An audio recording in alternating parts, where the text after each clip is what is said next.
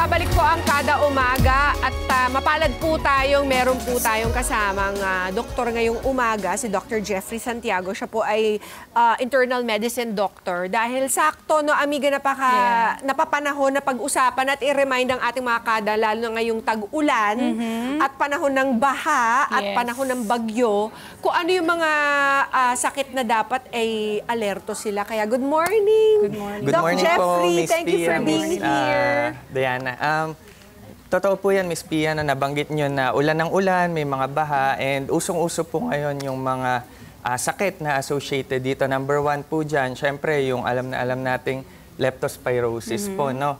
Na nakukuha natin sa baha, lalong-lalo na kung madumi, medyo may mga ihi ng daga. And yung pinaka-common talaga is yung cough and cold. Siguro po dito marami ng mga inuubo. Ayan, inuubo, sinisipon. Yung boses ko medyo iba na. Opo. Papalalaki na yung boses ko.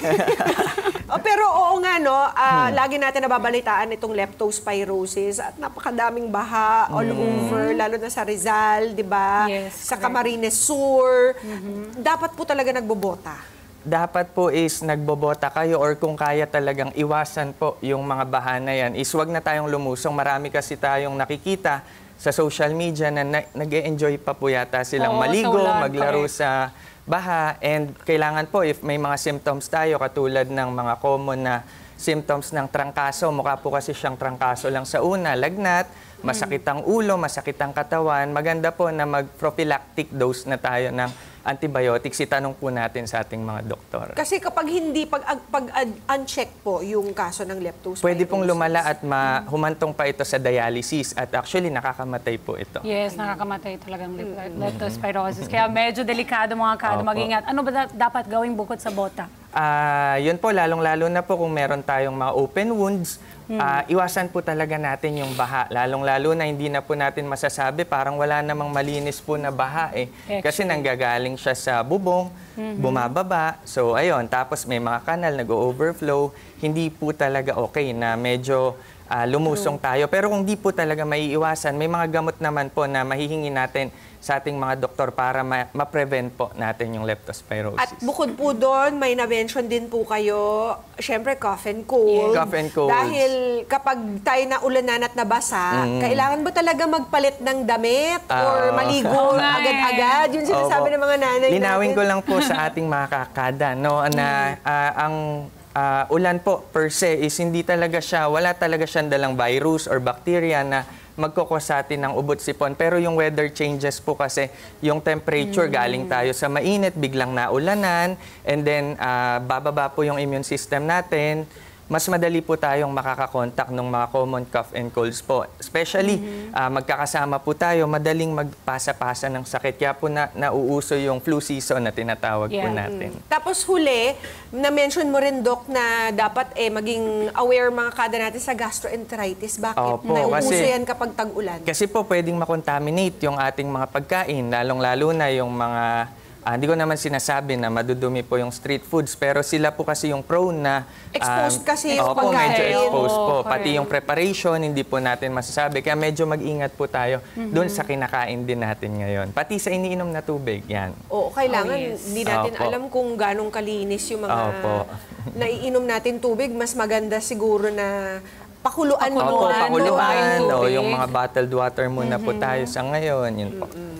Pero ang idinulog talaga dito ni Doc ay isang nakakabahala rin na sickness, dahil ayon po sa National Institute of Health, ang acute appendicitis po ay ang pangunahing dahilan ng abdominal surgery sa mga bata at common abdominal surgical emergency worldwide. Totoo po yan, no? Opo. True. Ito pa, no? Sina Katrina Velarde at Darren Espanto, yung mga celebrities, no? Ang ilang sa mga Pinoy singers na itinakbo po sa emergency dahil sa sobrang pananakit ng tiyan.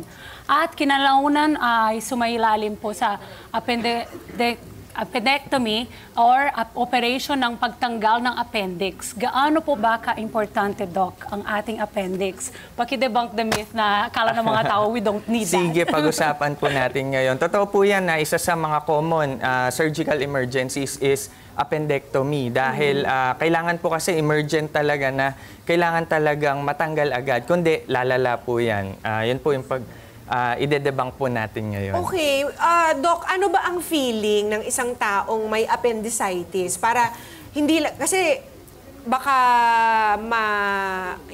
isipin natin ay common lang to, stomach ache. Opo. Pero ano pala, nag-rupture na pala yung appendix natin, which could lead to what is it? Yung septic Opo. poisoning Opo. kapag Poisoning. hindi agad na bigyan ng atensyon. Opo.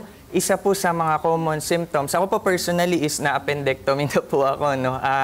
Number one po dyan is, syempre, sasakit po yung tiyan. Usually, nagsisimula po ito sa pusod o pwede rin naman po na sa epigastric, medyo mataas. And very common po na lilipat po. Ang tawag po namin diyang mga doctor is migratory pain. Lilipat po siya sa right lower quadrant. No, nandun po kasi yung appendix natin sa kanang mababang bahagi po ng ating tiyan. Sa pagitan po nung pigi natin at yung pusod, 2/3 po nun, bandang nandun po yung appendix.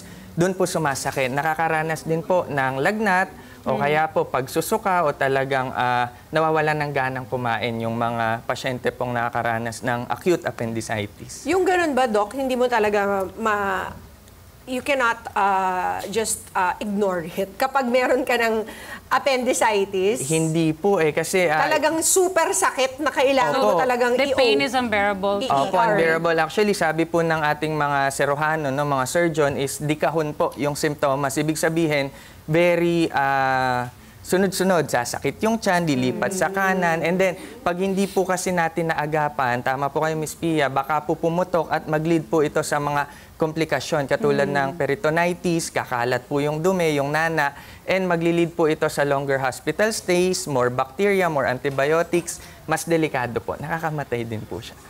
Anong age, Doc, or as early as how old ang pwedeng makakaroon nito? By the book po, the peak incidence of acute appendicitis is nasa 20s to 30s. Pero throughout our lifetime, yung male po is may 8.6% na magka-appendicitis, female is 6.7%, pero at any age naman po is pwede kang magka-appendicitis. Pwede po yung mga sobrang bata and sobrang matatanda. Hindi lang po sa kanila yung peak incidence, pero pwede pa rin po. Sino po, meron po bang at greater risk to Yun get? po, yung nasa 20s to 20 to 30-year-old 30 po. By the years book kasi, by, talaga? kumbaga, by census po, sila yung nakikita talaga na nakaka-experience po nun. Yung cause? Yung Meron cause bang po, cause? Oo meron nga po, eh. Meron ba, Doc? meron pong cause. Kaya lang, Sa food ba yun? most commonly po kasi pinaniniwalaan natin na yung mga buto-buto, no? Mga buto ng kamatis, buto ng bayabas. Pero by research is very rare yung galing po doon, parang 0.4 to 0.6% lang.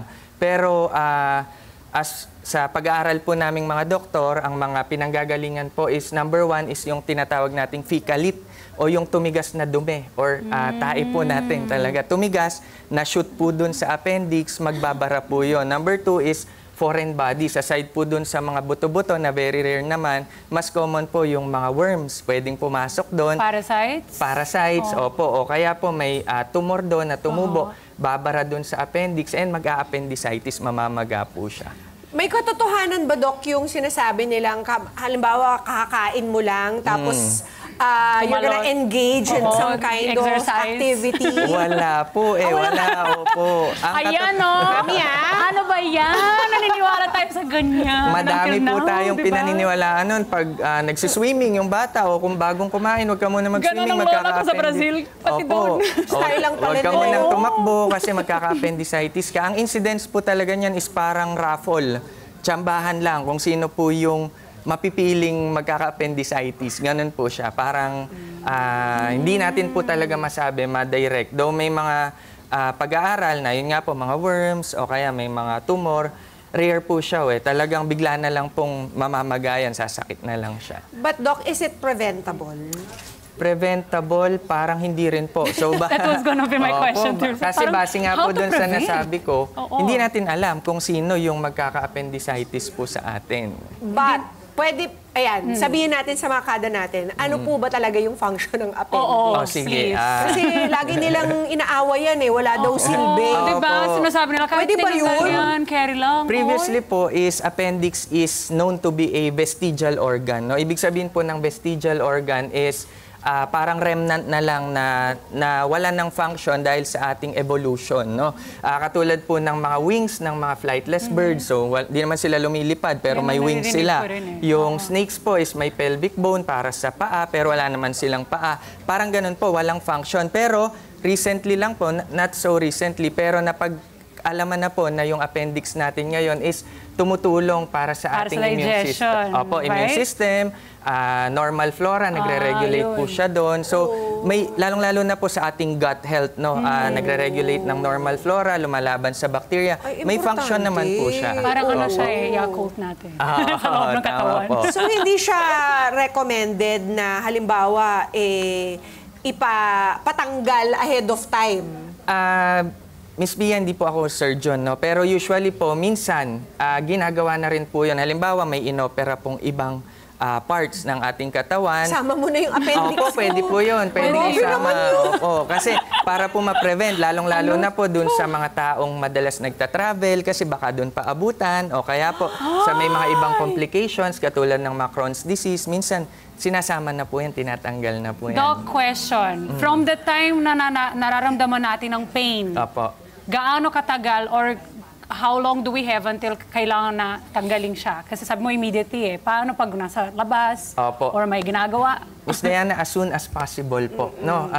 Kasi yun nga po, para Same ma-prevent. day, agad-agad. Same day, basta po na-detect natin. Though may appendicitis is diagnosed by physical examination, may mga test po tayo para ma-confirm talaga na appendicitis yun. Lalong-lalo na po, aside from lab works, is CT scan or ultrasound. And once ma-conclude po ng inyong doktor na talagang appendicitis, is tanggalin na po natin para hindi po lumala. Tama. Maraming salamat, Opo. Doc. Talaga namang sinulit namin ang, Yes. ang consultation namin this morning. Thank you. Saan po ba kayo pwedeng i-follow ng ating mga kada kung meron po silang karagdagang katanungan? Mga kada, i-follow nyo po ako sa TikTok or Facebook at Doc Jeffrey Santiago. TikTok pala na TikTok. Para sa chat. TikTok. Follow nyo lang po ako doon para pag may mga katanungan. And actually, nag-share din po tayo ng medical informations doon. Salamat po. Thank you, Follow you, Dr. Doc. Jeffrey Santiago. Thank you. Nako, loaded na loaded po talaga yung binigay sa ating impormasyon ni Doc Jeffrey. Maraming salamat. At mga kada yan huwag na po kayong maghintay na lumala pa ang inyong kondisyon kapag naramdaman nyo na po ang pain dun sa mga parte na yun ng inyong katawan. Huwag na kayong magpatumpik-tumpik. Tama. Pumunta na po sa ER. Mga Kanet 25, this is Pia Guanyo Mago. For more Kada Umaga updates, please click the subscribe button and follow us on Net25 social media pages at Net25 TV and at Net25 Entertainment Facebook page. See you guys. Bye!